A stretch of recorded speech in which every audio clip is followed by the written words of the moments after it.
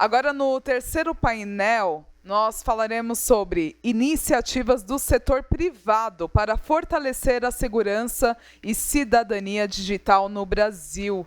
E, para isso, eu gostaria de convidar aqui ao palco a senhora Alana Rizzo, Head de Políticas Públicas do YouTube Brasil e Latam. Bem-vinda, Alana. Também convido a senhora Thaís Niffenegger, gerente de Safety e Wellbeing na Meta.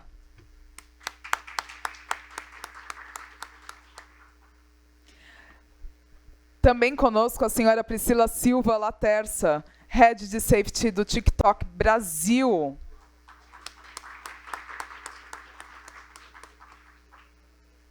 E o senhor Vinícius Brasileiro, gerente de Segurança da Informação, Estratégia e Risco na Globo, TBC. Por favor, Vinícius. E para moderar o terceiro painel do dia, eu gostaria de convidar aqui também o senhor Henrique Faulhaber Barbosa, conselheiro do Comitê Gestor da Internet, CGI-BR.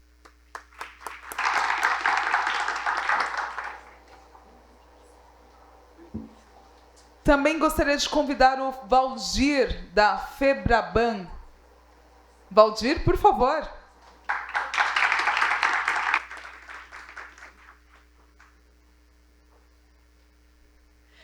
Sejam muito bem-vindos. Lembrando que vocês podem fazer suas perguntas por escrito. Para quem nos acompanha virtualmente, também de maneira remota, mandem suas perguntas. Elas serão entregues para os recepcionistas, que entregarão para o moderador. Desejo um ótimo painel a todos e a todas. Henrique tem a palavra. Só falar, Henrique. Obrigado. Bom, Obrigada. Boa tarde a todos aí presentes, também o pessoal que está online. É um prazer aqui ter sido convidado para moderar esse debate. Eu sou um conselheiro representante do setor privado no Comitê Gestor da Internet. Então, as empresas que estão aqui, e parceiros também, que vão mostrar suas iniciativas relacionadas à cidadania digital e à educação midiática, vamos dizer, são colegas e empresas parceiras de longa data. Eu vou seguir a ordem que está aqui na agenda, para fazer, eu não sei quantos de vocês têm apresentações em PowerPoint, mas aqui pela ordem, eu queria começar com a Alana, que é a Head de Políticas Públicas do YouTube do Brasil.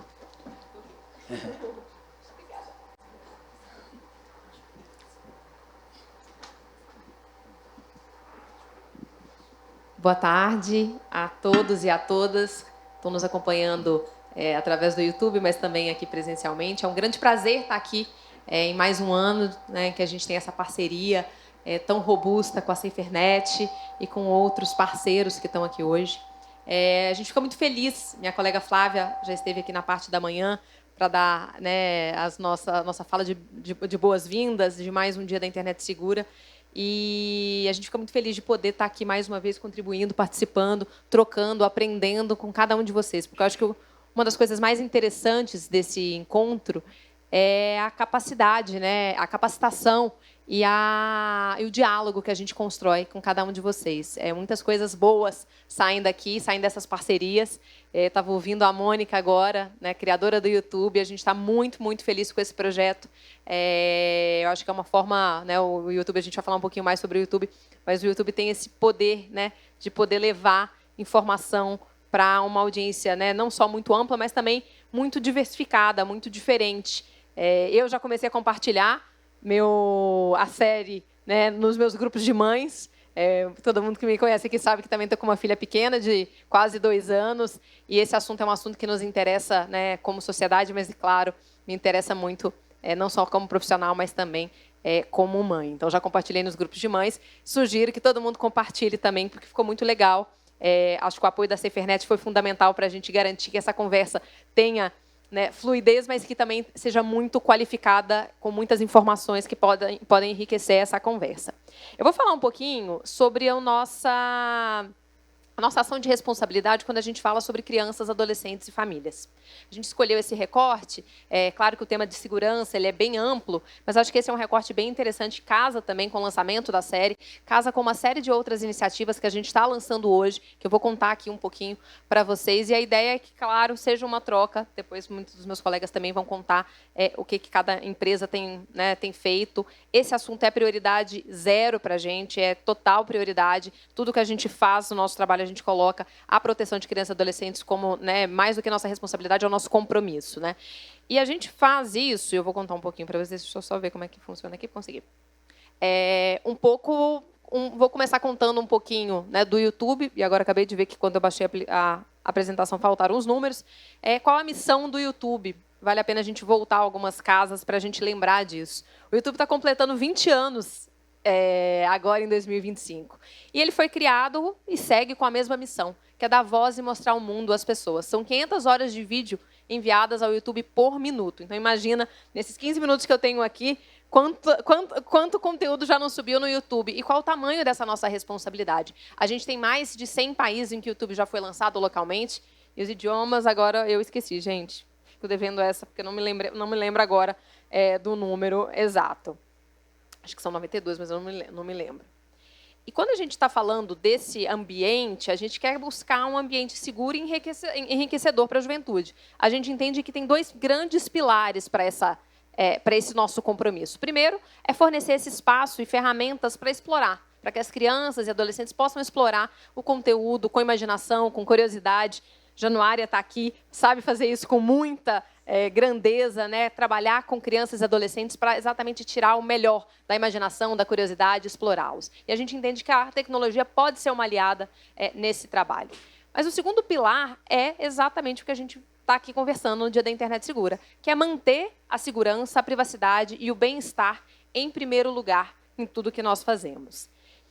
E o que guia esse nosso trabalho são 5 princípios para a juventude. A gente criou esses princípios não só para ajudar o nosso trabalho interno, mas também para a gente colocar para a sociedade esses princípios que norteiam o nosso trabalho, mas que podem também nortear esse diálogo mais amplo. São 5 princípios, vou falar rapidamente sobre eles. O primeiro deles é que a privacidade, a segurança física, a saúde mental e o bem-estar de crianças e adolescentes requerem proteções especiais online. O segundo, responsáveis desempenham um papel importante na definição de regras para a experiência online da família, especialmente quando a gente está falando de crianças mais novas.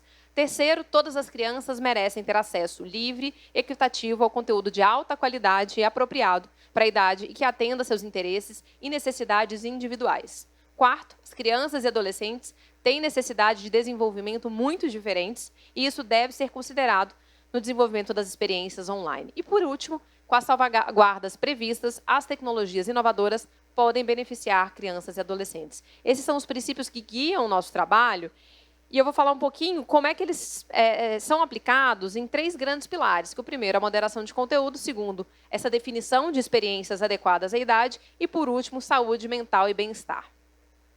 As políticas da comunidade, como muitos de vocês sabem, são as regras e definem o que pode e o que não pode dentro da nossa plataforma. A gente tem 8 áreas principais, uma delas segurança infantil, mas, claro, a gente também tem algumas que se aplicam mais no contexto de crianças e adolescentes. Aqui algumas delas, né? Então, sexualização de menores, bullying, atos nocivos, conteúdo violento ou explícito, suicídio e automutilação. A gente remove conteúdo que trata de, né, que tenha conteúdo que, né, viole algumas dessas nossas diretrizes. E a gente faz isso através do aprendizado de máquina, a gente usa essa combinação, né, de inteligência artificial e pessoas para dar conta dessa escala que eu comentei com vocês, 500 horas de vídeo publicadas por minuto, mas também para dar conta das denúncias que a gente recebe. A gente não faz esse trabalho sozinho, a gente recebe denúncias de autoridades, de organizações não governamentais e também de usuários. Qualquer pessoa pode denunciar um conteúdo no YouTube. A gente usa essa abordagem sistêmica para poder acompanhar os conteúdos que estão na nossa plataforma e removê-los o mais rápido possível.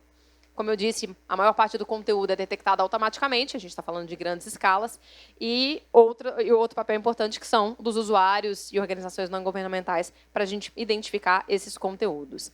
Outro pilar importante para garantir a segurança da nossa plataforma é a gente diminuir o alcance de conteúdos que a gente considera de baixa qualidade. Por isso, a gente desenvolveu com especialistas esses princípios do que é um conteúdo de baixa qualidade. Então, primeiro, conteúdo altamente comercial, ou que incentiva comportamentos ou atitudes negativas, deliberadamente pseudo-educativo, dificulta a compreensão, sensacionalista ou enganoso, ou que faz um uso estranho de personagens infantis. Quando o conteúdo se enquadra dentro de alguma dessas categorias, a gente diminui o alcance dele na nossa plataforma. Em compensação, a gente recomenda os conteúdos de alta qualidade. Também aqui alguns pilares, todos eles desenvolvidos em parceria com o nosso comitê consultivo e também com diversas organizações do terceiro setor. Então, quais são essas características do que seria um conteúdo de alta qualidade? Conteúdo que fale como ser uma pessoa boa, que aprendendo e inspirando a curiosidade, que trate a criatividade, brincadeira, o senso de imaginação das crianças, interação com questões do mundo real e diversidade, equidade e inclusão. A gente, como eu disse, faz isso em parceria. A gente tem um comitê consultivo de jovens e famílias, com representantes, especialistas de mídia, desenvolvimento. A gente tem a honra de ter um brasileiro representante nesse comitê, que é o Thiago Tavares. É um grande prazer para a gente poder ter a voz do Thiago nesse comitê, que é um comitê global. Outro ponto importante é a recompensa. A gente recompensa os criadores que produzem conteúdo infantil de alta qualidade por meio do programa de parcerias. Aqui um exemplo, o Show da Luna, mas são diversos criadores que a gente sabe que produz conteúdo de qualidade. Mônica também trouxe aí, é uma das nossas criadoras que participa do programa de parcerias. E a gente tem muito orgulho desses criadores que produzem conteúdo de qualidade para esse público.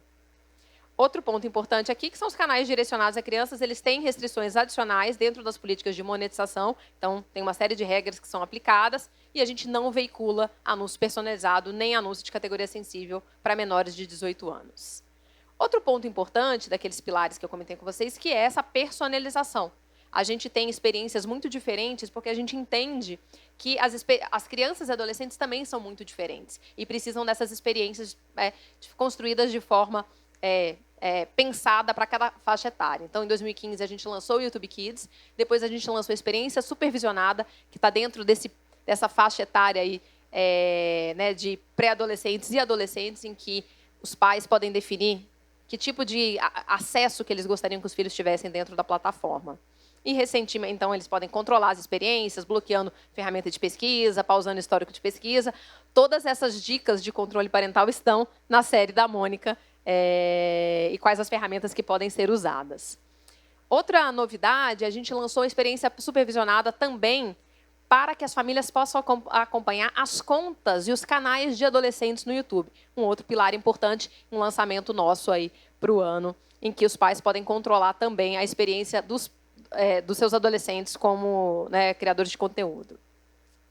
Outra novidade é como a gente vem priorizando o bem-estar e a saúde mental dos usuários mais jovens. A gente faz isso através de algumas ferramentas. Essas ferramentas também, hoje, passamos por algumas atualizações, melhorando essas ferramentas. Então, desde ferramentas de pausa, então, lembrar de fazer descanso, e aí cada família pode personalizar de acordo com a sua realidade. Esse é um ponto muito importante. A gente entende que cada família tem uma realidade, cada família tem acessos diferentes, e por isso cada família também pode poder fazer essa escolha. Então, a gente tem os lembretes de pausa, os lembretes de hora de dormir, se você pode estabelecer se você quer reprodução automática ou não. No caso das contas que são para menores, a gente já vem desabilitado a reprodução automática quando você tem marca que a experiência supervisionada via o Family Link. Então, todas essas são ferramentas que a gente entende que vêm para poder priorizar o bem-estar e a saúde mental dos usuários mais jovens. Sempre, claro, com acompanhamento e com diálogo com as famílias e com os responsáveis. Outro ponto importante é a limitação de recomendações repetidas. Então, a gente entende que, às vezes, um vídeo único ele não representa um problema, mas quando você tem recomendações repetidas, principalmente para adolescentes e pré-adolescentes, a gente, então, bloqueou e limitou recomendações para esse tipo de conteúdo. Então, que tenha comparações de características físicas, idealizam alguns tipos físicos em detrimento de outros, ou que idealizam níveis específicos de condicionamento físico, peso corporal, ou apresentam agressão social, brigas, intimidação. Isso tudo também faz parte desse pacote de novidades. A gente tem painéis de recursos para crises, então, quando os usuários pesquisam sobre suicídio, automutilação, transtornos alimentares, a gente oferece aos usuários um momento de pausa e também recursos de suporte, sempre em parceria com organizações do terceiro setor. E, por último, eu queria falar um pouquinho da colaboração. Esse trabalho de garantir, né, uma internet segura, ele é um trabalho que precisa ser feito de uma forma muito colaborativa. A gente entende que temos uma responsabilidade e é muito importante que essa responsabilidade também seja né, esse diálogo, essa troca com autoridades, com a sociedade civil. Então, aqui trazendo um exemplo de como a gente vem colaborando já há muitos anos com as autoridades através do Centro Nacional para Crianças Desaparecidas e Exploradas, o NICMEC, faz um trabalho, né, muito importante para identificar, né, crianças vítimas de abuso sexual infantil e reporta às autoridades nacionais. Aqui a gente tem a ferramenta, né, a inteligência do CSIMAT, que é exatamente criar os hashes das imagens e bloqueando essas imagens. Isso é uma ferramenta muito importante. Os relatórios de transparência mostram como é que isso tem ajudado ao redor do mundo, mas, claro, no Brasil também, a gente poder garantir mais proteção de crianças e adolescentes com relação ao conteúdo de abuso sexual. E esse é um trabalho compartilhado da indústria, então é um trabalho muito importante. Outro ponto importante que eu gostaria de destacar é exatamente a colaboração com a sociedade civil. Aqui a gente lista alguns exemplos, o Curtir Daí, o podcast que fala, né, sobre a importância da gente pensar sobre a nossa presença online, principalmente jovens. O Bartolino, não sei se quem conhece, é um desenho. A gente lançou no ano passado a série sobre o uso responsável, né, da internet, usando, né, o Bartolinho, a Fazenda do Zenon, que é um desenho trazendo essas reflexões. O Que Corpo é Esse? Outra série importante também da Childhood, que a gente fez em parceria com a Childhood. Uma parceria com a SaferNet também, que é uma cartilha para os criadores de conteúdo, dos do's and don'ts, para falar sobre ataques violentos nas escolas. Tudo isso são ferramentas que a gente, né, coloca para esse diálogo mais amplo da sociedade, para que a gente possa conversar e ir aprimorando cada vez mais as nossas ferramentas, mas também o nosso conhecimento e essa troca. E, por último, o Almanaque dos Pais, que é essa colaboração com as autoridades e a sociedade civil, que eu trouxe aqui, terminando aí com o Almanaque, que é essa série de educação digital, que a gente entende também que vai ter um papel muito importante para a gente falar sobre controle parental, para a gente falar sobre esse uso da internet de uma forma muito segura. Eu queria agradecer muito a oportunidade, mais uma vez, de estar aqui, de poder trocar com os meus colegas de mesa, mas também com vocês. Obrigada.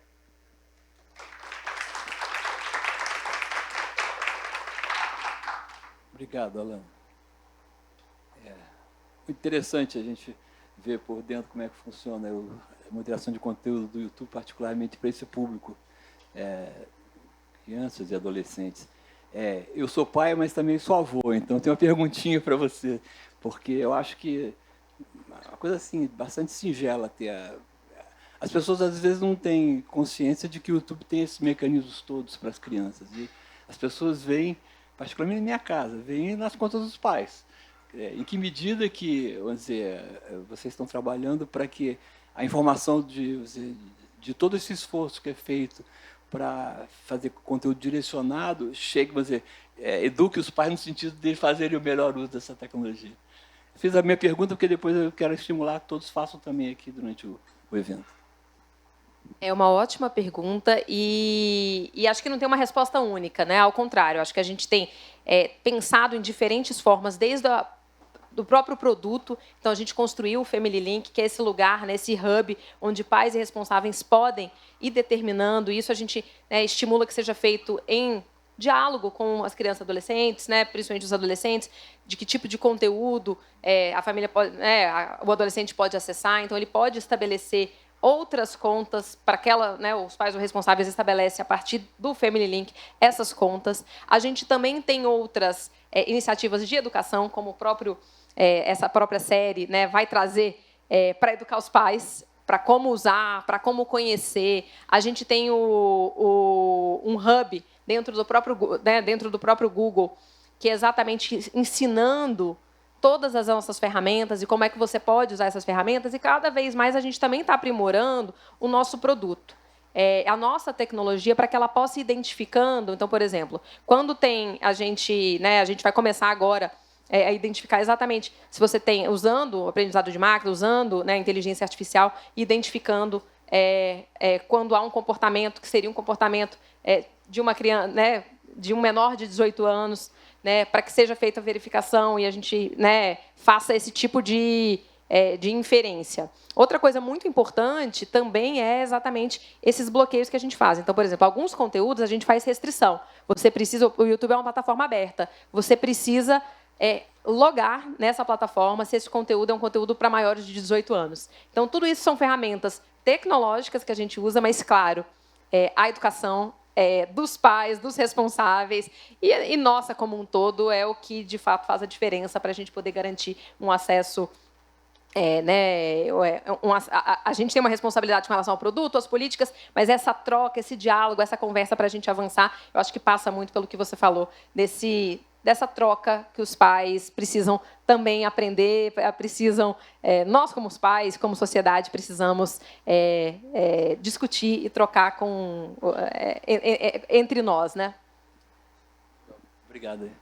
Bom, eu vou conseguir com a Thaís, deixa eu ver aqui, o sobrenome é difícil, Niffenegger. Foi bom você me dar a cola, porque para ali eu achei que ia errar.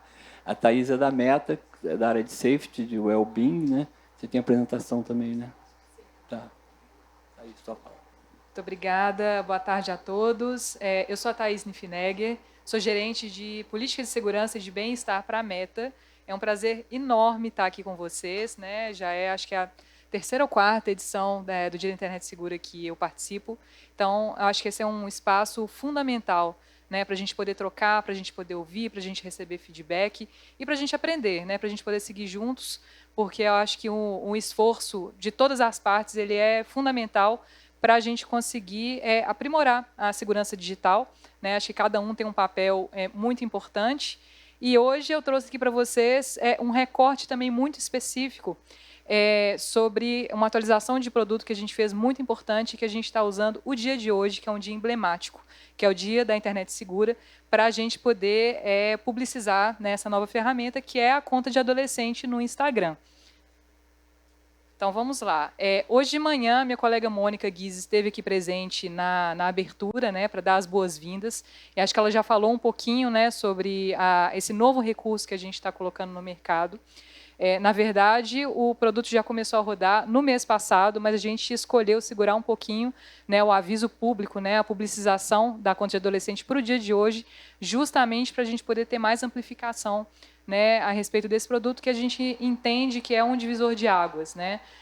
A gente tem o objetivo, né, de oferecer aos adolescentes, né, ao público menor de idade, a experiência que seja segura e que seja adequada para a idade deles, e em consulta com especialistas, com a sociedade e principalmente ouvindo os pais, a gente fez essa atualização de produto justamente para poder propiciar um ambiente mais seguro, para que os pais tenham a confiança de que os seus adolescentes eles estão seguros usando o Instagram, e esse é o nosso objetivo com essa atualização. Bom, falando um pouquinho, né, sobre nossa abordagem de segurança dentro da Meta, a gente pensa o desenho de produto que seja adequado tanto para os adolescentes, mas que também seja adequado para os pais e para os responsáveis, né? A gente entende que os pais precisam se sentir seguros. A gente sabe a realidade do nosso país, né, em que muitas vezes os pais e os responsáveis, eles não têm tempo, né, eles não têm um conhecimento suficiente para estar ali, né, no dia a dia acompanhando super de perto. Então, por isso que é muito importante que desde o desenho de produto a gente já consiga entregar, né, uma experiência que seja de fato adequada para a faixa etária, para cada faixa etária, né? E só lembrando, né, que os nossos produtos eles são adequados a partir de 13 anos de idade. Então, a gente está falando aqui de um público de adolescentes. E a gente também está em permanente consulta com especialistas, né, que nos ajudam no desenvolvimento de produto também. Então, a gente tem consultores para a área de saúde e de bem-estar de jovens, a gente também consulta com especialistas para a área de distúrbios alimentares e de imagem corporal. E a gente também tem consultas com especialistas que cuidam de um assunto muito sensível, que é suicídio e automutilação. Então, fazendo, né, esse processo permanente de consulta, a gente desenvolve essas atualizações de produto para poder conseguir realmente entregar uma experiência adequada. Então, falando um pouco mais aprofundadamente sobre a conta de adolescente, A novidade é que a gente já traz proteções que são integradas de maneira automática para os adolescentes. Tá? A gente vai entrar um pouquinho em detalhe daqui a pouquinho, mas para início de conversa, a gente já informa, né, que para os adolescentes, para os menores de idade, eles já são automaticamente colocados no modo mais restritivo, né, com as proteções todas já automáticas e integradas.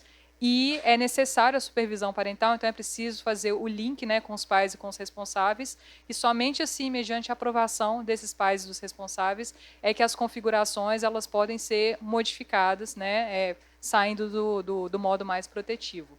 A supervisão parental também de uma maneira mais simplificada, né? Então isso a gente já faz o direcionamento direto para a central da família, que é onde os pais vão poder linkar suas contas com o de seus adolescentes e acompanhar ali toda a navegação deles. E a gente vai ter recursos ali de limitação de tempo, de interação dos adolescentes, etc. E esse especificamente é um dos principais pontos que a gente vem recebendo, né, ao longo do tempo, principalmente por parte dos pais, que é a questão do tempo de tela. Né? Acho que esse é um assunto muito relevante, não só para as nossas plataformas, mas para o uso da internet em geral. Então, esse aqui é um dos principais pontos que a gente realmente colocou muita atenção aqui no design de produto, né? Para que não só os pais possam ter um controle de limite diário, né, em que os seus filhos estão utilizando ali da plataforma, mas também conseguir estabelecer recortes de tempo em que esses adolescentes não vão poder acessar o aplicativo. Então, aqui a gente, né, chama atenção aqueles momentos em que o filho, por exemplo, tem que estar dedicado às atividades da escola, né, ou um momento à noite em que a família prefere, né, que aquele adolescente não esteja conectado, mas sim esteja ali integrado com as suas atividades familiares, né, fazendo outras atividades, inclusive offline. Bom, é importante também a gente dizer, na parte de conteúdo, as contas de adolescente também, elas já trazem limitações em relação a conteúdo para adolescentes. Então, aqueles conteúdos que são considerados sensíveis, e que a gente fala, conteúdos que possam trazer algum tipo de gatilho, a gente falando aqui de suicídio, automutilação, conteúdos gráficos de violência, etc., tudo isso já vem de partida, né, já vem por padrão com uma limitação. Então, esse tipo de conteúdo não é recomendado para adolescentes, a gente limita, né, a visibilidade desses conteúdos para esse grupo de adolescentes também. Em relação às interações, né, entre adolescentes e adultos, também na conta de adolescente, não é possível que adultos que não estejam conectados com esses adolescentes possam fazer contato com eles. E aqui a gente está falando, né, de envio de mensagens privadas, os comentários, né, que adolescentes porventura façam em outras postagens. Esses comentários não ficam visíveis para adultos que também estejam ali na plataforma, porém não estejam conectados a esses adolescentes. Então, com isso, qual que é a nossa intenção? É justamente, né, que os adultos não possam ter ali a possibilidade de saber quem são esses adolescentes, de tentar algum tipo de contato com eles. Né? Então, isso aí é super importante. E também, na busca, né, ali no explorar, não é possível que também esse público tente encontrar adolescentes dentro da plataforma e tentem ali estabelecer algum tipo de contato com eles. Né? Então, lembrando, para o público de adolescentes, tanto no Instagram como no Facebook, eles já vêm por padrão colocados na configuração mais restrita. E isso já está valendo para novas contas que são feitas por adolescentes. E a gente sempre recebe muitas perguntas, né? Mas e os adolescentes que, porventura, já tenham contas no Instagram? Para esses que já tenham a conta, a gente vai, a gente já vai fazer a migração para esse formato de conta de adolescente. Tá? E também a gente vai mandar solicitações para esses adolescentes que já tenham conta, para que eles possam informar um pai ou um responsável e assim fazer o link, né, para o Family Center, para a central da família, em que esses pais, a partir de então, vão poder monitorar ali toda a atividade desses adolescentes na plataforma.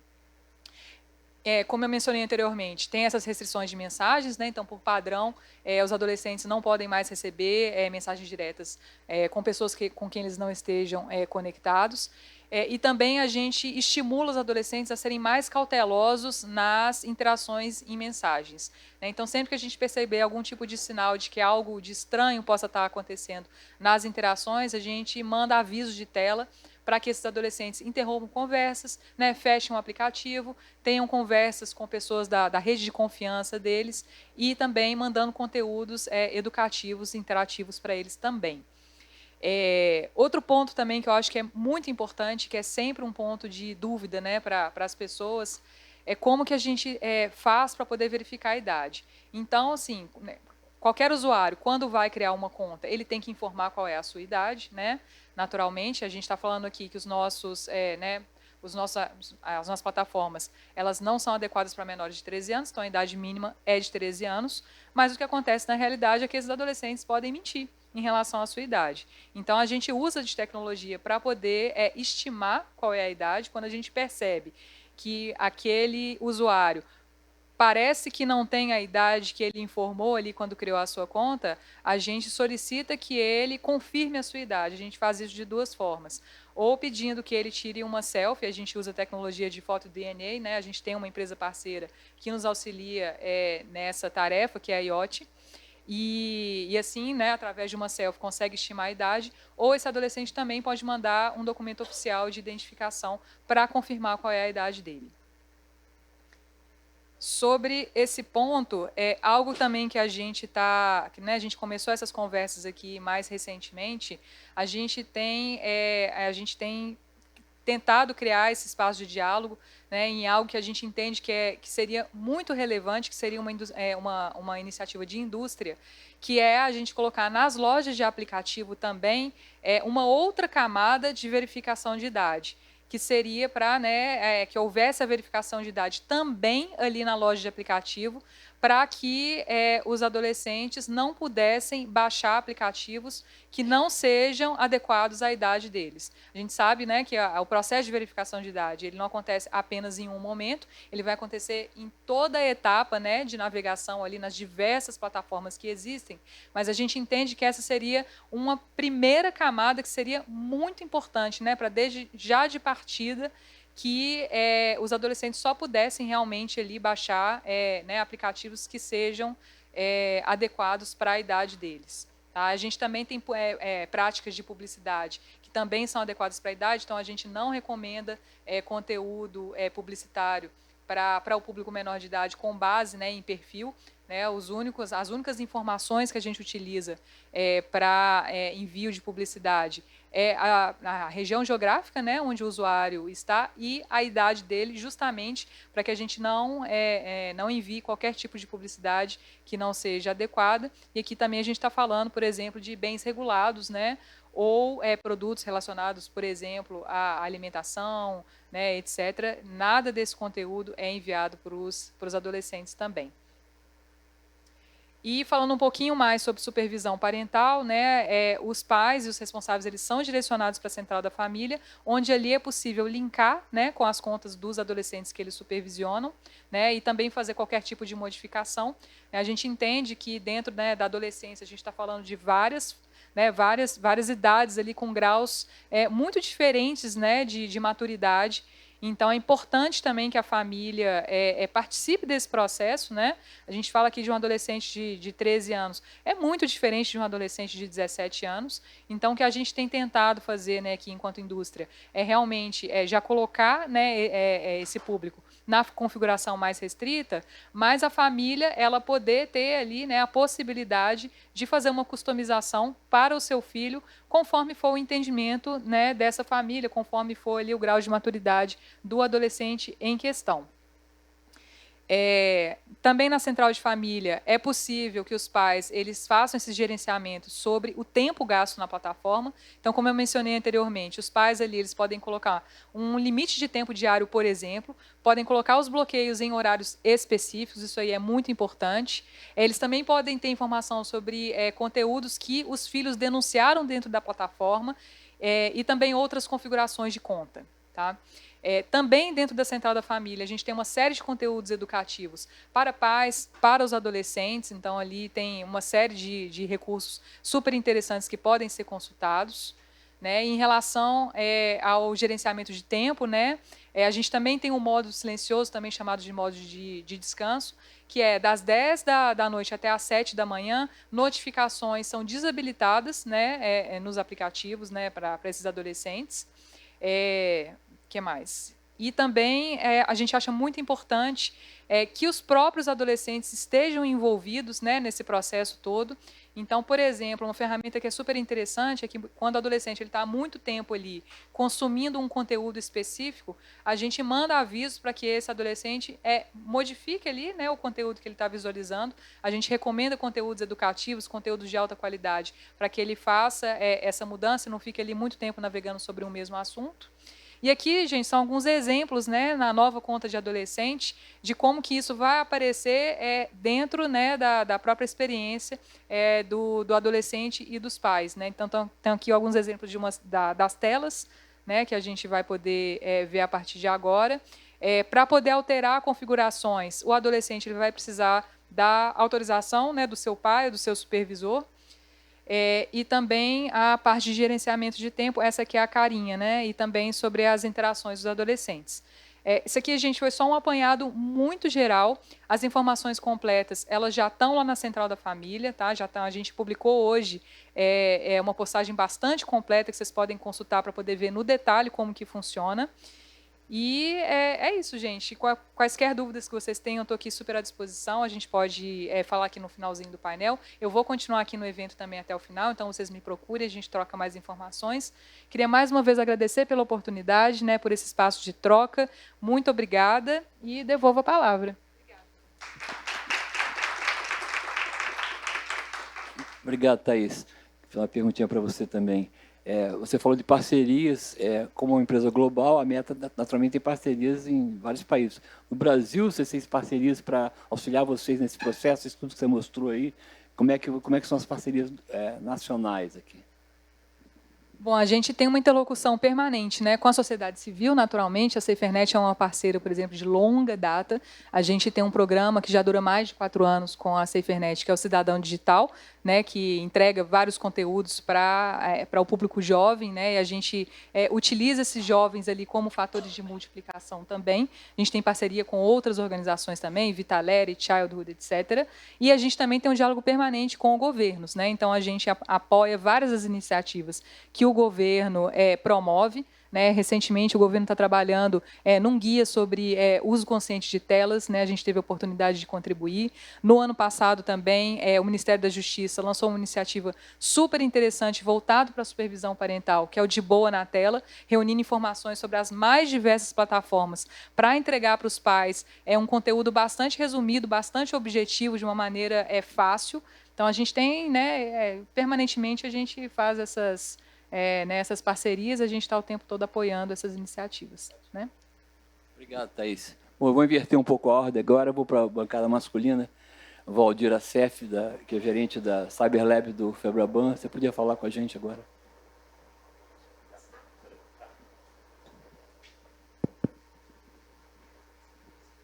Boa tarde a todos. Primeiramente, queria agradecer pela oportunidade de participar desse painel, falar um pouco do trabalho da Febraban, do setor financeiro, na questão de segurança,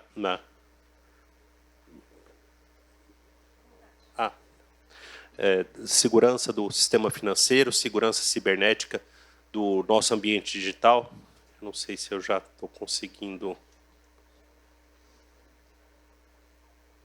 Acho que Não.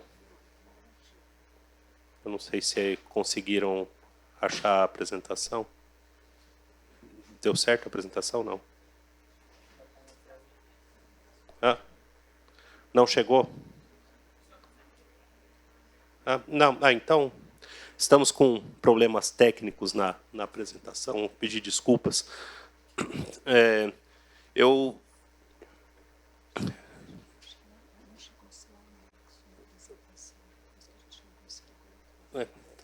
mandei, mas enfim. Eu ia mostrar um pouco do panorama de profunda transformação que o setor financeiro viveu nos últimos 5 anos.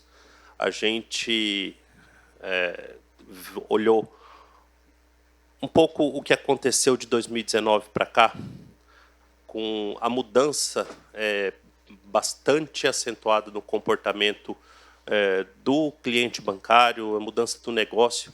A gente, até 2018, olhava para bancos pensando em agências e terminais de autoatendimento. E essa era a estrutura padrão do sistema financeiro. Hoje, acho que se eu perguntar aqui quem foi em alguma agência bancária esse ano, eu corro o risco de não receber resposta nenhuma, a não ser que alguém tenha procurado um grande negócio, um financiamento de casa, alguma compra de um bem de maior valor. Mas hoje as agências estão nas mãos de todos nós. E essa mudança aconteceu muito rápido. O comportamento do cliente mudou muito rápido. Então, um dado que para nós chama muita atenção: em 2019, as pessoas costumavam fazer uma média de 50 transações bancárias por ano. O ano passado, a gente fechou uma estatística vendo que as pessoas fazem, em média, 340 transações bancárias per capita ano pelo celular. Não é só transação financeira, elas fazem consultas de produto, elas acompanham o seu extrato, elas comparam serviços bancários, e elas estão fazendo isso a todo momento.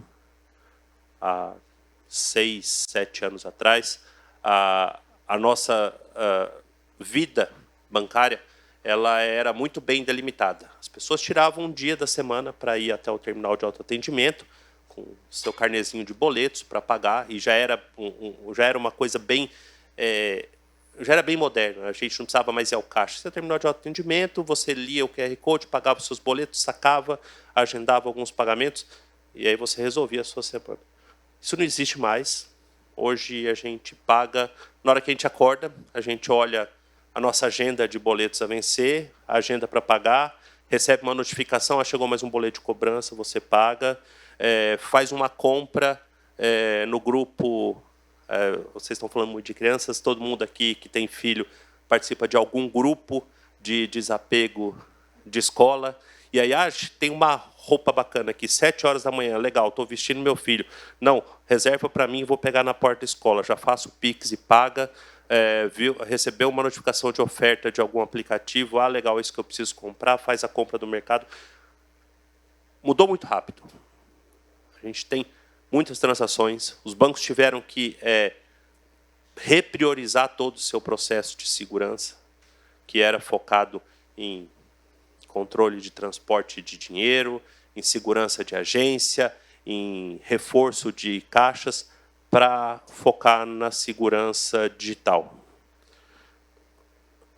A gente andou muito. Eu tenho tranquilidade para dizer que, em termos de segurança cibernética, o setor financeiro é o mais maduro do país, mas isso está bem longe de ser o suficiente. Assim como eu acredito que ninguém aqui frequentou uma agência nesse ano, talvez nem no ano passado. Eu tenho certeza, se eu perguntar quem conhece alguém que sofreu um golpe ou uma fraude bancária esse ano ou ano passado, todo mundo conhece. Quem aqui recebeu essa semana alguma ligação dizendo que era do seu banco ou dizendo que você tinha feito alguma compra em algum site e falando que você precisava confirmar aquela compra para aquela ligação, ou através de um link de SMS, ou através de um link de WhatsApp? Acho que a resposta vai ser bem diferente, porque todo mundo hoje recebe esse tipo de informação. Então, o nosso desafio hoje, quando a gente fala de internet segura, não é só cuidar do nosso ambiente, quando falo nosso ambiente, o ambiente bancário, é cuidar de uma conscientização geral dos usuários, cuidar de um ecossistema, porque hoje todo o ecossistema da internet nos traz facilidades e também traz facilidade para o golpista, para o fraudador, utilizar essas ferramentas de redes sociais, de aplicativos de comunicação, de acessos instantâneos a compras, a transações, a oportunidades, a riscos, para criar cenários.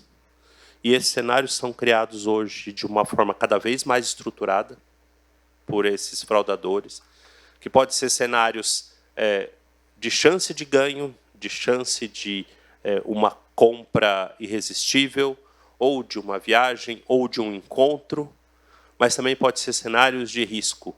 Um parente que se acidentou, um amigo em apuros que foi assaltado, um colega de trabalho que está com um prazo super apertado de uma entrega e precisa de uma ajuda para completar aquele arquivo que mandou por e-mail e você precisa abrir urgente e ajudar a completar.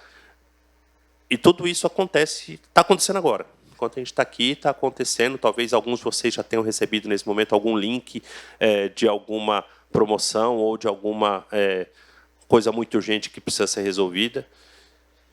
E, dependendo do contexto, a pessoa acredita. A gente fala na área de segurança dos bancos, existe a janela da credibilidade. Se você está num momento que você está procurando muito emprego, uma oportunidade de trabalho, e aparece um link falando chances de ganhos para trabalho sem sair de casa, essa pessoa lê isso de uma forma muito menos crítica do que se ela receber uma mensagem: olá, mãe, perdi meu celular, preciso que você pague uma conta para mim. Assim como uma pessoa que está com, exatamente nesse momento, alguns milhares de jovens estão começando faculdade fora de casa, os filhos saíram pela primeira vez, os pais estão passando aquele momento super angustiante de estar com a casa vazia. Se ele receber agora essa mensagem: pai, perdi meu celular, ele vai ler isso de uma forma muito menos crítica, e a chance dele clicar naquilo, achar que o filho de fato está precisando de ajuda porque o filho está longe de casa, e ele passar um dado bancário, passar passar um número de telefone ou fazer um pagamento, é muito grande. Então, hoje, a gente tem um sistema de fraudes e golpes muito bem diversificado, muito bem estruturado no país, que se aproveita de todas as ferramentas excelentes que todo mundo usa para construir esses cenários. E hoje esse é o nosso grande desafio. Então, ao mesmo tempo que a gente tem o Pix, que gerou uma inclusão bancária absurda, que mudou a realidade da transação bancária. A gente olhou um número que saiu agora, hoje é dia 11, né? Dia 4. A gente teve um novo recorde de transações, mais de 250 milhões de transações Pix num único dia. Isso é muita coisa. Se a gente olhar esse número, significava a quantidade de transações totais do sistema financeiro em um mês, em 2017. E aí, nesse mês, a gente estava falando de saque, compensação de cheque, compensação de boleto, TED, DOC, 250 milhões em um mês, em 2017. Em 2025, isso acontece um dia por único meio de pagamento. Então, olha como a economia mudou, como o sistema bancário ficou mais dinâmico, mais rápido, mais acessível para as pessoas. Mas, ao mesmo tempo, ele ampliou demais a superfície para esse tipo de golpe. E, infelizmente, o nosso contexto hoje ele é muito mais favorável para o fraudador do que para o sistema financeiro e para o sistema público de repressão a esse tipo de crime.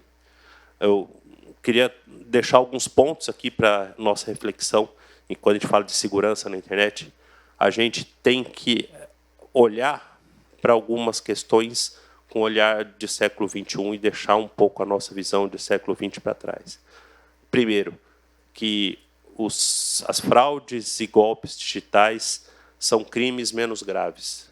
Hoje, essa ainda é uma visão predominante no meio jurídico, e isso está longe de ser verdade. A gente olha só para o impacto financeiro, mas, principalmente hoje que isso está conhecido, todo mundo sabe, golpe, golpe, todo mundo acha que não vai cair. Então, hoje, quando a pessoa cai num golpe, além do prejuízo financeiro, ela tem um impacto psicológico muito profundo. E ela se isola disso. Às vezes, ela não procura nem o banco para alertar que teve a fraude, ela não procura a polícia e não informa a família. Ela simplesmente se isola e ela começa a viver um processo de vergonha e depressão muito grandes.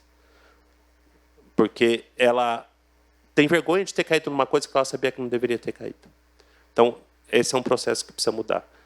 Segundo, a gente olhar um pouco para além da questão criminal. Toda vez que a gente fala, precisa ter uma resposta para o criminoso. Qual que é a resposta? Vamos agravar a pena, vamos pensar numa persecução penal. Hoje, o criminoso digital, se ele estiver preso no nosso sistema prisional, com acesso ao telefone, ele não está sendo apenado. Como é que a gente pensa, e aí aproveitar que a gente está aqui com grandes empresas, como é que a gente pensa em formas mais modernas de cercear o campo de atuação dessas pessoas no meio digital? Pensa, a gente hoje batalha muito com o Congresso e com o Banco Central para a gente restringir o acesso de pessoas que alugam as suas contas para transações criminosas. Como é que a gente discute isso para restringir o acesso de pessoas que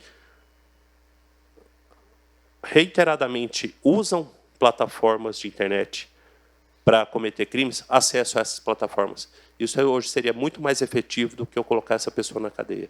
Eu deixar esse cara na rua solto, mas sem acesso às grandes plataformas de interação social, limita muito mais a atuação dele do que ele preso dentro de uma penitenciária com o celular. E, por fim, a questão da conscientização.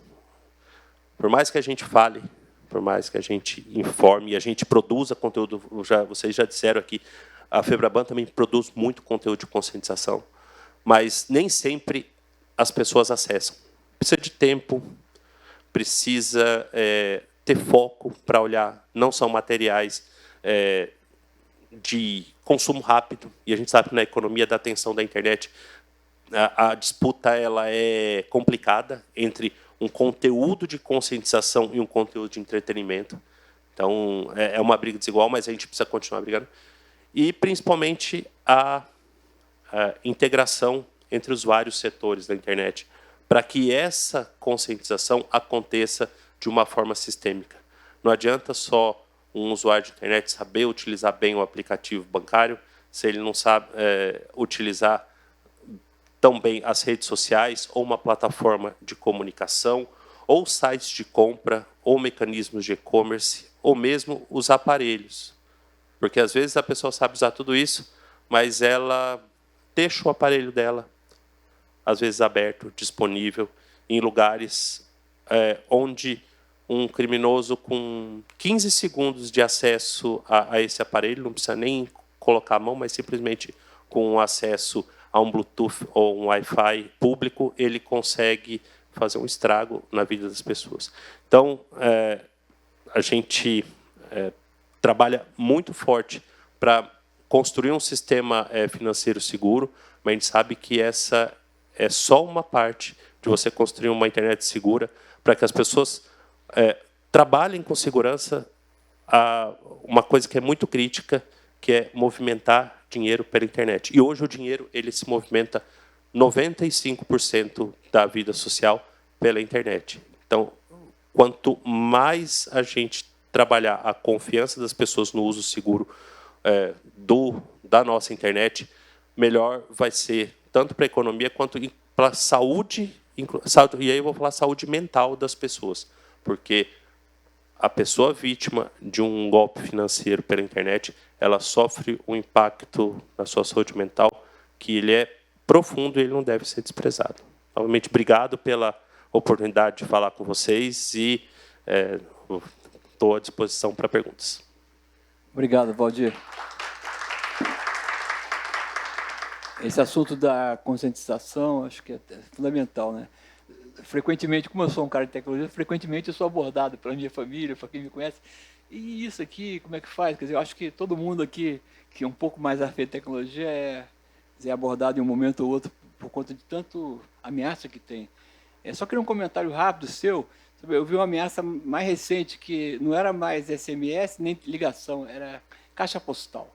Que, na verdade, algum recurso tecnológico tornou possível que esses fraudadores, em vez de ligarem para você e falarem que você é no central do banco, e você vai para a tua caixa postal e, por algum motivo, aquela caixa postal, a mensagem chega para você. Não sei se você já tiveram conhecimento disso, mas me parece que é um golpe novo. Que você nem atende, na verdade, eles fazem a intervenção na caixa postal. Na caixa postal, exatamente esse eu não vi. O que eu vi acontecer, a gente vê acontecer muito, são os malwares bancários que chegam pelo SMS. E aí a pessoa clica num link qualquer para acessar o banco, o link não abre nada, mas ele instala um malware que, na hora que a pessoa faz o acesso legítimo dela ao aplicativo bancário, não faz transação, mas ele rouba todos os dados. E aí o que acontece? Hoje a coisa está muito sofisticada. Eles não acessam direto o aplicativo, porque se você começa a fazer transação fora do padrão ali, o banco percebe muito rápido. O que eles fazem? Eles roubam os seus dados. Em algum momento, ele vai roubar alguma coisa da sua biometria ou do seu número de telefone para, num segundo momento, cadastrar a sua conta em outro aplicativo. E aí faz tudo isso de uma forma muito parecida com a transação normal, como a gente faz normalmente quando troca de aparelho. E aí sim, quando ela faz essa troca de aparelho, ela começa a fazer as transações. Porque ela já olhou, ela está acessando a sua rotina de transação, ela já olhou o seu comportamento e começa a fazer as transações muito parecidas com você. O pagamento no mesmo horário, naquele mesmo valor, pagar alguns determinados boletos, só que esses boletos já são falsos. E aí a pessoa vai demorar 2 ou 3 dias para perceber o que está acontecendo se ela acessa o aplicativo bancário dela todo dia. Se ela não acessar, vai demorar muito mais tempo. Mas os golpes hoje tem uma infinidade de golpes. Se eu for contar todos aqui, as pessoas param de usar aplicativo bancário, porque é bem assustador. Por isso que a gente até recomenda para as pessoas sempre aproveitarem essa facilidade, olhar todo dia um pouco o seu extrato bancário, ver o que está acontecendo ali, se está acontecendo alguma coisa de anormal. Obrigado. Agora eu vou para a Priscila. A Priscila é head da TikTok, da área de conteúdo de segurança. A Priscila Laterça. Isso, Priscila Laterça. Olá, gente.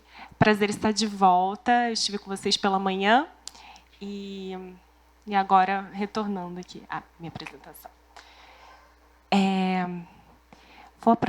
Pulei aqui uma página. Bom, tudo bem. Vou tomar esse tempo aqui para falar com vocês mais dedicadamente sobre os nossos esforços em segurança, principalmente os esforços em segurança que a gente se dedica para a segurança dos mais jovens, que é um público super importante, prioritário para nós. Agora sim, eu sou Priscila Laterça, me apresentando novamente, gerente de políticas públicas em matéria de segurança do TikTok Brasil. E falando um pouco sobre a missão do TikTok, o TikTok tem como missão principal conectar as pessoas e explorar a criatividade. E essa criatividade que, na verdade, a gente entende que ela deve ser feita, exercida da melhor forma possível, né? E isso se dá através do compartilhamento de vídeos, de edição e compartilhamento de vídeos, né? Então, somos uma plataforma de entretenimento. E, falando um pouco sobre a nossa comunidade, o TikTok, lá no início, muita gente ainda associa com isso, o TikTok ficou muito conhecido como uma plataforma de dança, né, de música, mas não é apenas isso, né? Hoje em dia, a gente tem uma comunidade, na verdade, várias comunidades sobre diversos assuntos lá dentro. E, só para trazer uns exemplos, né, agora no ano de 2024, por causa do TikTok, na verdade, uma das comunidades mais importantes que a gente tem, que é o BookTok, eu particularmente adoro, para falar sobre livros. Essa comunidade trouxe de volta alguns clássicos da literatura nacional que ficaram até conhecidos internacionalmente. Então, Machado de Assis, por exemplo, voltou a ser vendido como um dos best-sellers, né? A gente tem como uma comunidade científica importante também. A parte de culinária também é super legal. E, particularmente, eu, como mãe, ali no meu feed, eu encontro também muitos conteúdos de parentalidade, né? E esse é um dos assuntos que a gente vai falar aqui, inclusive. Então, só para aprofundar um pouco da comunidade do TikTok e, aproveitando que a gente é uma plataforma de vídeo, falar sobre... Hoje em dia, todo mundo vive para o grande momento, já percebeu? Parece que a gente só existe na hora de tirar selfie. O casamento, o show da banda, a viagem incrível, mas pensa bem, isso é 1% da vida e olhe lá. E os outros 99%? A vida existe, é neles. É no café da manhã, é na hora que seu filho ri, é na fila quando você está esperando para entrar no show. Viver só para o grande momento, eu acho que chega a ser até cansativo. E se você começar a prestar atenção na sua rotina, você vai perceber que a vida é toda hora. O 1% é muito bom de viver, mas os outros 99%.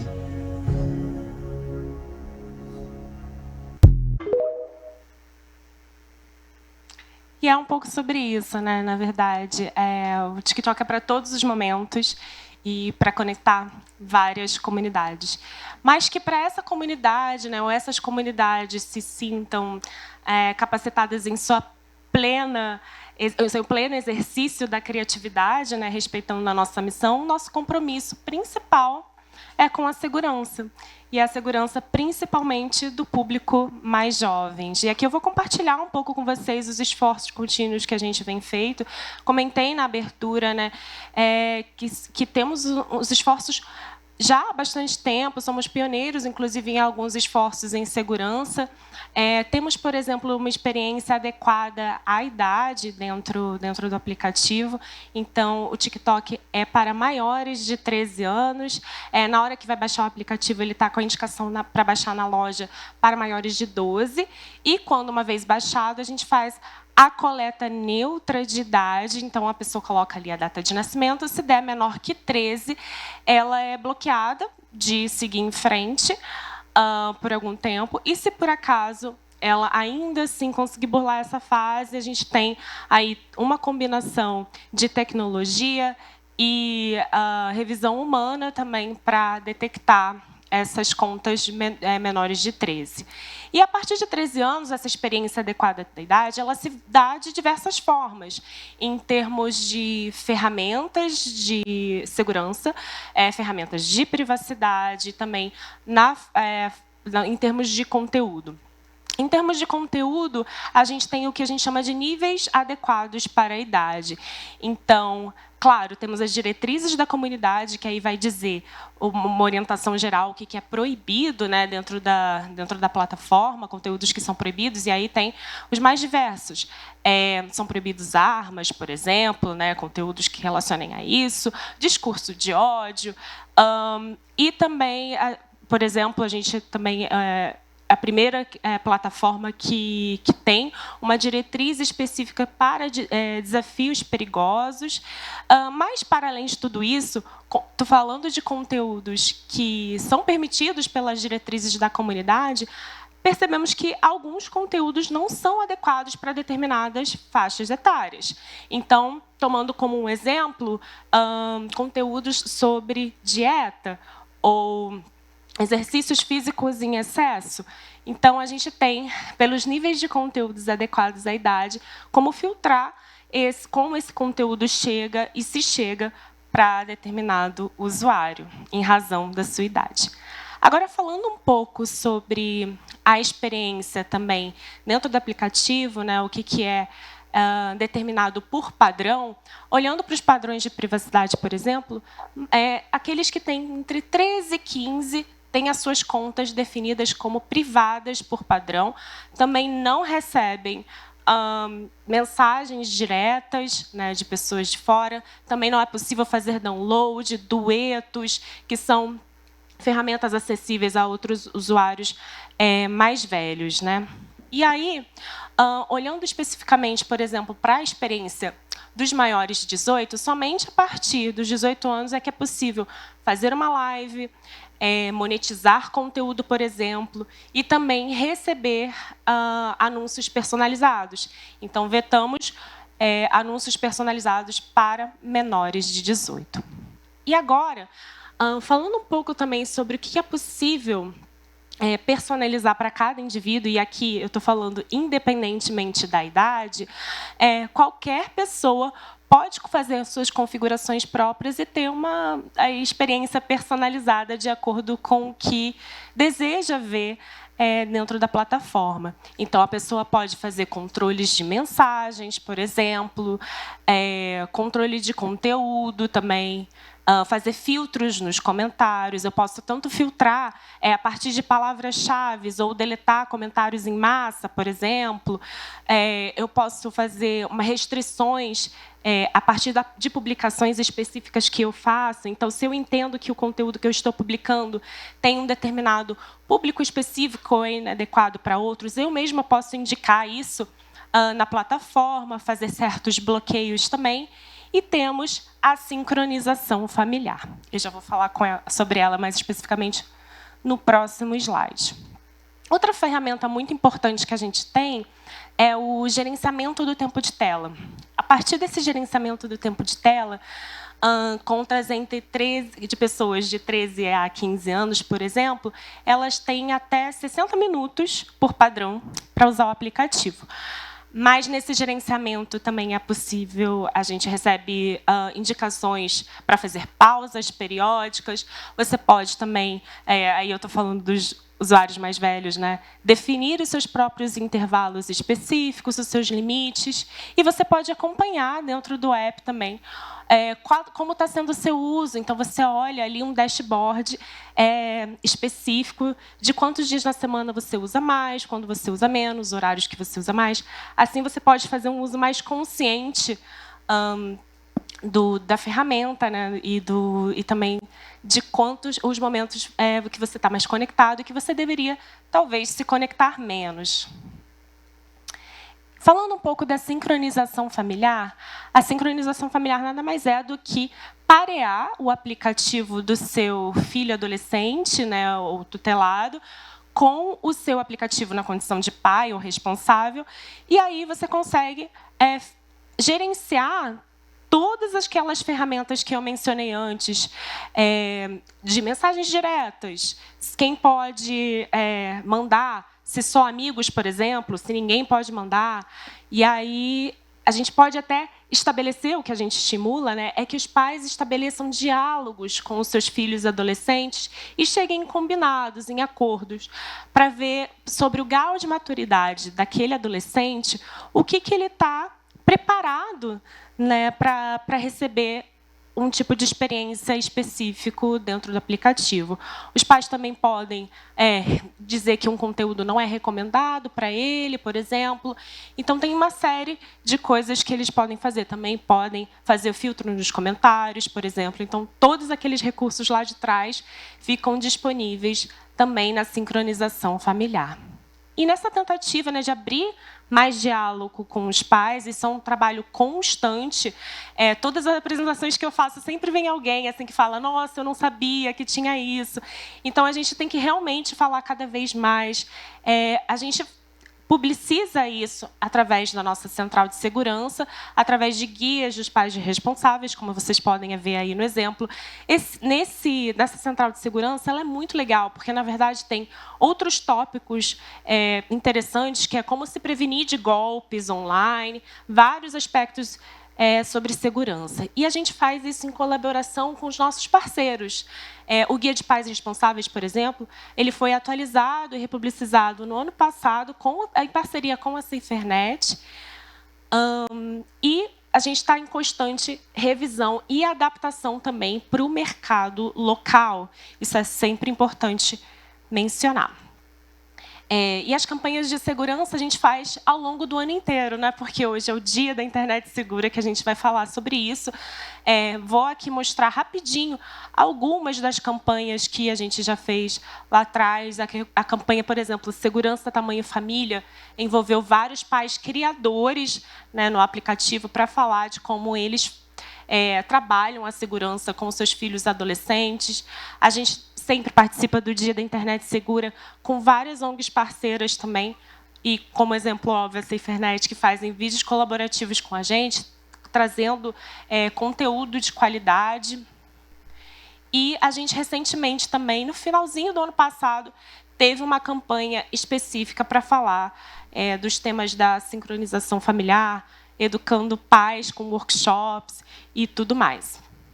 A internet é um lugar que traz muitos benefícios. É diversão garantida, conteúdos incríveis, muita criatividade. Eu hoje não consigo imaginar a minha vida sem internet.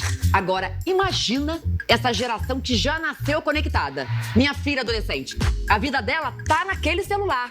E a gente vira o quê, amor? Detetive. Eu tô sempre atrás dela, preocupada, puxando o assunto pra saber o que ela tá vendo, o que ela tá consumindo, com quem que ela tá falando. Mas é adolescente, né, amor? Monossilábica. Fala. Sim. Mal fala comigo. Pensando nisso, o TikTok criou a sincronização familiar. Dá para acompanhar de pertinho tudo que seu filho adolescente está fazendo na plataforma, garantindo um uso seguro da tecnologia. Com a sincronização familiar, você consegue definir o limite de tempo de tela, escolher quem pode mandar mensagens para eles, decidir quem pode comentar nos vídeos, filtrar palavras-chave no feed e até ver quanto tempo eles passaram no app. Maravilhoso, né? Calma que tem mais. Em parceria com o Instituto Vero, o TikTok convida criadores de conteúdo e artistas como eu para trazer em vídeos dicas práticas e ferramentas que ajudam você a apoiar a vida digital dos seus filhos. Este é o projeto Juntos. Gente, é muita segurança. Eu tô numa alegria total. E aí, vamos juntos nessa? Essa e várias outras campanhas que a gente tem, até fui lembrada que essa campanha, inclusive, passa no cinema, então a gente tem, procura, inclusive, atingir uma capilaridade, né? Justamente porque os pais, às vezes, não estão na plataforma, mas seus filhos estão, então como atingir esses pais? Então, televisão, cinema e vários outros recursos que a gente usa mesmo para que a gente possa se comunicar e estar cada vez mais presente nesse diálogo, né? Outra campanha super legal, e agora prometo que é o último exemplo que eu vou mostrar, mas tem vários outros, foi o Irmão do Jorel, que foi muito legal, falando também sobre as ferramentas de segurança adequadas para a idade. Pai, a gente pode ter um negócio desse aqui, ó, o TikTok. Eu posso ter um TikTok, eu posso? Você não tem idade, bem. O TikTok é para maiores de 13 anos. Mas toma aqui um inhame. Um inhame. Tudo bem, não tem problema. Pega o meu inhame e eu saio de cena. E aí, cara? Vai lá, bem, assiste o episódio completo no TikTok do Cartoon. Então, tudo isso é uma forma de atingir e levar conhecimento, né, tornar mais palatável. E, com isso, a gente também reforça o nosso compromisso com a transparência. No ano passado, também foi lançado um recurso para que os usuários possam entender por que o vídeo está sendo recomendado para você e a possibilidade de você resetar também aquele algoritmo. Então, se, por exemplo, eu estou recebendo muito conteúdo que eu gosto, né, de determinado assunto, tem como eu resetar e viver uma nova experiência, construir uma nova experiência no TikTok. Então, tudo isso para tornar a experiência cada vez mais agradável, mais personalizada possível, né? E só terminando aqui minha fala, falando sobre os dados da nossa central de transparência que estão disponíveis na nossa central de segurança. E aí a gente tem aí os dados específicos por remoção de vídeos para cada uma das verticais das diretrizes de segurança estão lá expostos, e também nossos esforços, por exemplo, para manter os menores de 13 fora da plataforma. E aqui um exemplo, no segundo quarter de 2024, a gente teve 20 milhões de contas suspeitas a pertencerem de menores de 13 removidas do TikTok. Então, essa é uma linha geral, né, dos esforços contínuos que a gente tem feito, e fico disponível aí para trocar ideias ou esclarecer dúvidas. Muito obrigada.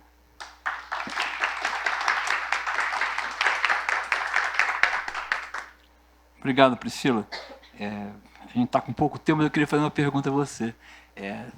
Todas as companhias aqui, as plataformas, usam intensamente IA, mas o TikTok, desde o início, se notabilizou pelo uso intensivo de IA, na maneira como apresenta os feeds e tudo mais. Eu queria que falasse bem brevemente sobre a supervisão humana da IA, da TikTok. Perfeitamente, muito obrigada. Então, como eu disse, em linhas muito gerais, a gente usa uma combinação de fatores, né? A gente tem a tecnologia, ou seja, a inteligência artificial, trabalhando com vários indicativos, tanto para dizer que uma conta potencialmente pertence a um menor de 13, tanto para identificar de maneira mais rápida, né, que um conteúdo lesivo está acontecendo na plataforma. Então, por exemplo, ela é muito eficaz para detectar nudez. Esse conteúdo cai imediatamente.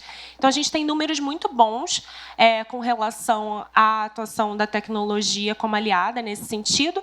E a gente tem, para muitos casos, a revisão humana. Então, a gente tem a orientação humana, nesse caso. A gente tem a revisão humana e também a moderação humana. Então, todos os casos que precisam de uma análise dupla passa pela moderação humana e, em casos de revisão, também sempre por um humano. Obrigado, Priscila. Então, vamos para o último palestrante de hoje, que é o Vinícius Brasileiro, que é gerente de segurança da informação, estratégia e risco da Globo. Por favor. Olá, obrigado. Boa tarde. Meu nome é Vinícius, né? É um prazer estar aqui novamente. Agradecer o convite da SaferNet, do CGI, do NIC-BR, para poder aqui estar contribuindo um pouquinho do que a Globo está fazendo, né? O que ela fez no ano de 2024, para fortalecer aí o assunto, né, relacionados a boas práticas de segurança e trazer aí o tema de segurança mais presente na nossa sociedade. Então, a intenção aqui é fazer uma continuidade da palestra do ano passado, né? Do ano passado a gente usou o tempo para falar de uma maneira geral tudo que a Globo já fez. Esse ano a gente vai dar um overview aqui sobre o que foi feito no ano passado. Então, estou pegando aqui contribuições dos meus colegas do jornalismo. A gente falou aqui do entretenimento, né? O Valdir falou da questão de entre competir a atenção do elemento de conscientização com o entretenimento, por que não juntar os dois? Você colocar conscientização no entretenimento e assim trazer esse debate para a nossa sociedade, para as famílias. A gente sabe que a Globo tem um potencial enorme e trazer isso dentro dos nossos produtos, seja do jornalismo, seja do programa de entretenimento, de variedades. Ele é importante porque ajuda a fomentar o tema, né, seja na mesa de almoço, na mesa do jantar, no final do domingo com a família reunida. É uma oportunidade de trazer o tema. Bem, então eu vou começar aqui com uma frase que eu acho que todo mundo já escutou, né? Então, muitas das vezes as pessoas falam do golpe, o golpe está aí, cai quem quer, mas, na verdade, muitas das vezes não é isso. As pessoas acabam caindo no golpe não porque elas querem, mas talvez por falta de atenção ou talvez por não ter informação ou não ter o conhecimento que precisa para evitar aquele golpe. Nesse ponto, eu quero trazer um fato relevante, né? O Fórum Econômico Mundial, todo janeiro, ele publica o seu relatório de riscos globais, né? E dos últimos anos para cá, e esse ano não foi diferente, tem dois tópicos de tecnologia que estão entre os principais riscos para a economia global. Um deles é a cibersegurança, né? Os riscos que a cibersegurança traz para a economia global, e um outro é a desinformação e as fake news, né? As informações falsas ali que podem atrapalhar a economia, dando interpretações equivocadas. E é muito nessa linha que eu trouxe, né? O nosso moderador falou aqui da questão da inteligência artificial, e a gente sabe que isso está cada vez mais em voga, todo mundo usando, e isso também é feito para enganar você. E na Globo, muito no ano passado, nós veiculamos informações para orientar as pessoas quanto aos riscos da inteligência artificial mal utilizada, né? Então, nós sabemos que a inteligência artificial ela é um produto muito interessante que ajuda demais os mais diversos processos, as mais diversas funcionalidades da economia, mas ela também pode ser usada para um lado bem ruim, né? Então, a gente vai ver um pouquinho sobre isso aqui, como é que a gente pode trazer esse debate e orientar as pessoas para poder distinguir quando é um golpe ou quando a informação é verdadeira, quando a informação é confiável e é de qualidade. Bem, trazendo um golpe que acontece, já trazendo os casos de IA, então eu vou passar aqui alguns vídeos falando sobre o assunto. Então, esse aqui é um golpe que, por exemplo, usa um dos nossos talentos da casa para tentar vender informação falsa e golpe falso para as pessoas. E olha só notícia boa para você que quer presentear algum familiar, parente ou até mesmo você. A Avan, renomada empresa brasileira, cometeu um erro em sua plataforma e anunciou de forma equivocada o preço de um celular última geração por R$ 179. E o Procon entendeu que esse preço deveria ser cumprido conforme o anunciado. Dessa forma, a Avan foi obrigada a vender 200 unidades desse celular de última geração pelo preço que foi publicado. Você pode conferir se ainda existem unidades disponíveis para você comprar através do site oficial da empresa. Transparência pura, pessoal. Estou aqui de corpo e alma.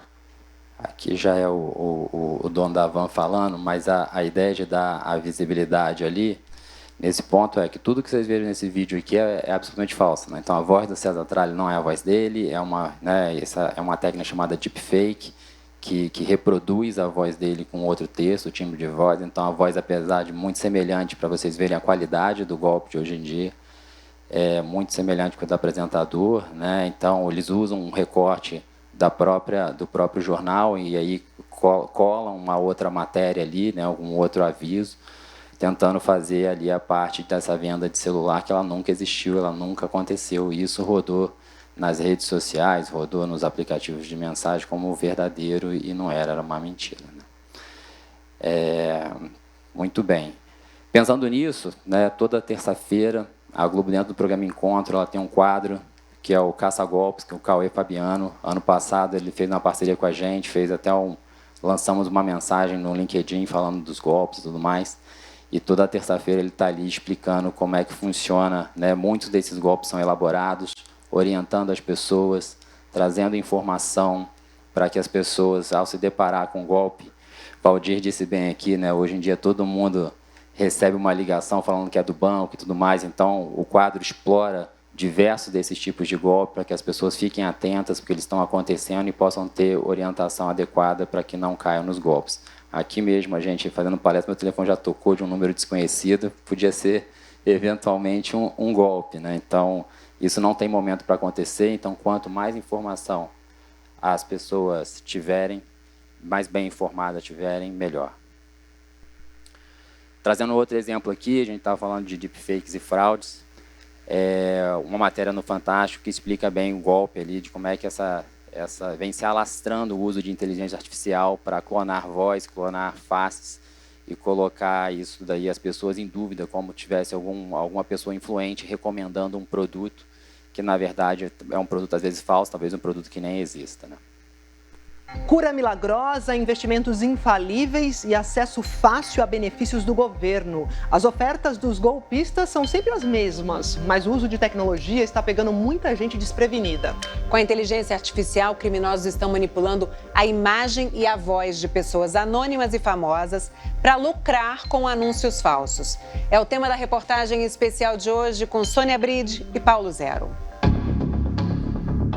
Eles chegam infiltrados nas redes que usamos para tudo. Manipulados por inteligência artificial, tornam cada vez mais difícil separar a realidade da farsa digital. Em poucos minutos, alcançam virtualmente o mundo inteiro. Nas redes sociais, a mentira ganha pernas longas. É muito perturbador. Assustador.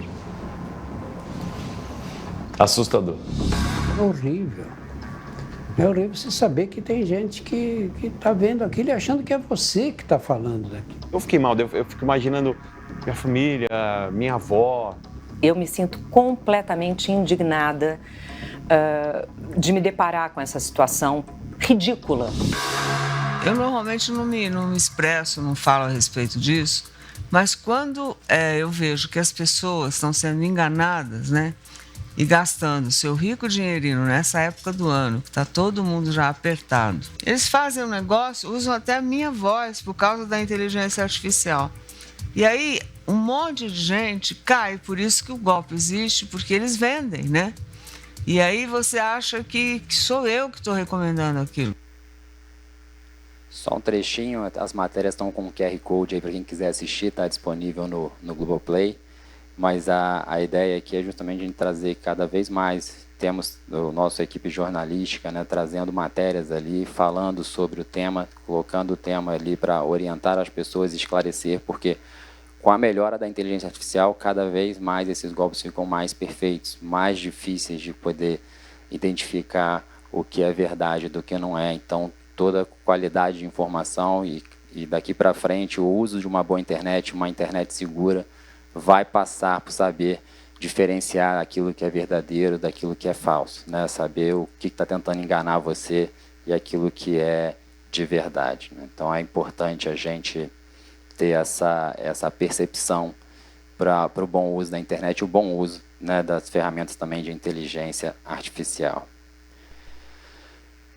Trazendo para um assunto mais sério, a gente sempre fala aqui na pesquisa da SaferNet, né, sobre os casos de sextorção e tudo mais. Então, ainda assim, dentro da parte de inteligência artificial, ela também usada para uma parte bem delicada. Vou trazer só um pedacinho dessa matéria que também foi veiculada no Fantástico, para falar ali, né, do deepfake ali, utilizando, chamou Deep Nudes, mas também está com QR Code ali para quem quiser assistir em casa, disponível no Globoplay na íntegra a matéria. Mas só para a gente saber do que se trata, e foi mais um ponto que a Globo trouxe para trazer a discussão e orientar as pessoas sobre esse tipo de acontecimento.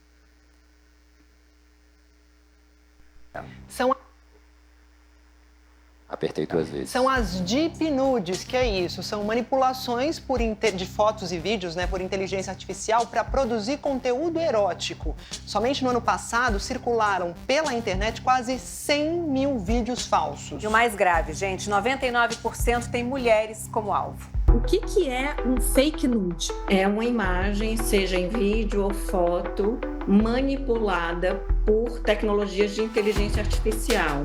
Geralmente, o que se faz é usar o rosto da pessoa e colocar ela numa cena onde ela está nua ou com algum ato sexual, né? Engajada em alguma atividade sexual. Aí a gente tem um risco muito grande, né? Então, principalmente, a gente está falando aqui dos nossos jovens, né? Uma série de controles super positivos implementados pelas redes sociais. E a gente sabe que isso tem um poder de machucar muito os nossos adolescentes e jovens quando sofrem um tipo de violência nesse sentido, né? De colocar seu rosto num outro corpo ali e fazer um deep nude ali. Isso é muito prejudicial aos nossos jovens. Então, isso aqui é uma forma de orientar os pais, muitas das vezes as famílias estão reunidas no domingo à noite assistindo ao Fantástico, que essas coisas estão acontecendo para eles ficarem atentos e redobrarem a atenção com as dicas de segurança que meus colegas passaram aqui, que as plataformas também fazem. Quanto mais orientação nesse sentido, melhor para todo mundo.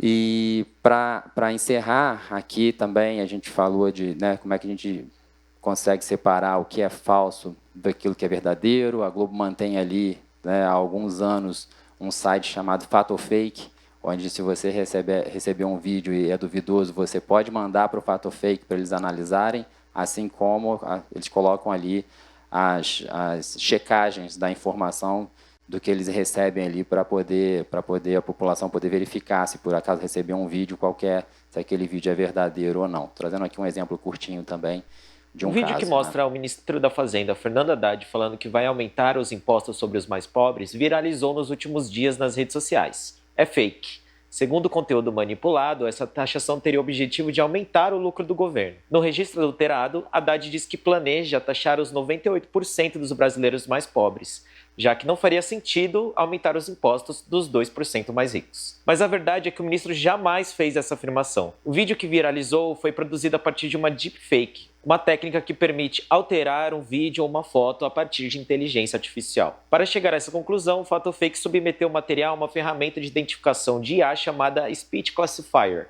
Ela permite analisar o áudio do material. O resultado indicou uma probabilidade de 89% da fala de Haddad ter sido gerada artificialmente. O vídeo tem características clássicas de adulteração por IA, como variações no timbre de voz e da movimentação labial.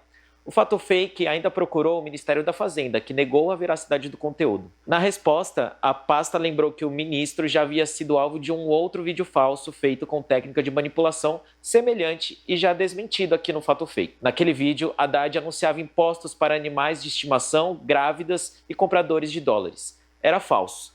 Agora a assessoria do ministro mandou para a gente o link do vídeo original que serviu de base para a adulteração. Trata-se de um vídeo datado do dia 16 de dezembro de 2024. Nele, Haddad conversa com jornalistas após visitar o presidente Lula, que se recuperava da cirurgia na cabeça. O vídeo, que pode ser facilmente encontrado na internet, não cita em nenhum momento impostos sobre os mais pobres. E diante dessa repercussão do vídeo falso, a Advocacia Geral da União pediu que o vídeo fosse retirado do TikTok. Pouco depois, o conteúdo e o perfil do usuário que publicou o vídeo haviam sido excluídos da plataforma. Veja essas e outras verificações na página oficial do Fatofake. É um serviço prestado à população, né, no caso de ter uma notícia que precisa de uma checagem, e aí entra a contribuição de verificação aí que a gente pode ajudar, né? Para encerrar aqui, a gente falou de entretenimento, só para trazer um caso aqui também, mas eu não vou ter tempo de mostrar esse vídeo popular.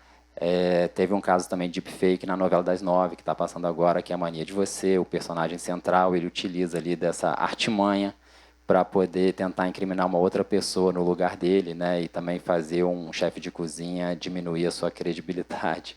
Então, é uma forma de a gente também, dentro da ficção da novela, trazer casos do que acontecem na sociedade e refletir isso na dramaturgia.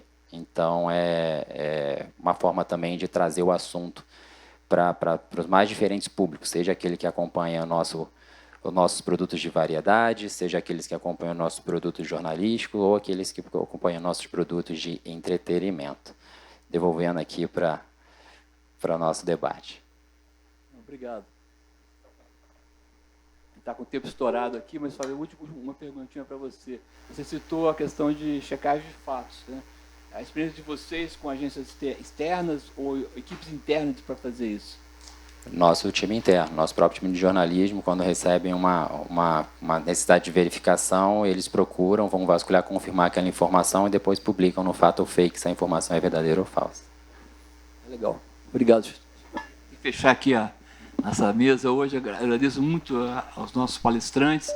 Infelizmente o nosso tempo está estourado, então eu estimulo que no café aí vocês abordem as pessoas que aqui falaram aqui, coisas tão interessantes, né, aprofundadas, e que acho que foi uma boa experiência para todos ouvir, ter esse feedback do setor privado sobre o tanto que está sendo feito, que às vezes nem aparece, as pessoas não se dão conta, mas o tanto que está sendo feito no sentido de sanear ou melhorar o nosso ambiente digital. Muito obrigado a vocês e obrigado a quem está assistindo.